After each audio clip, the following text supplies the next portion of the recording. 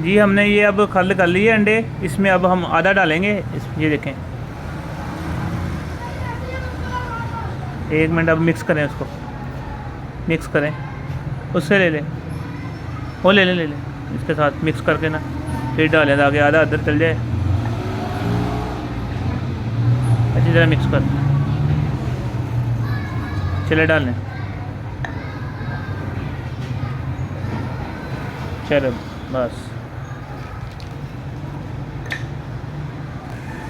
जी ये शिंगरफ है हमारी, ये अंदर जाने लगी इसके, ठीक है, ये इसके अंदर चलेगी शिंगरफ, ठीक है। ऊपर अब थोड़ा सा और डालें वो, ताकि मुंह तक आ जाए। आ गया, ठीक है, थोड़ा सा और डाल दें इसमें, डालें अब बस थोड़ा डालना है ताकि ये इसका ढकना भी देना हमने। बस बस बस, ठीक है,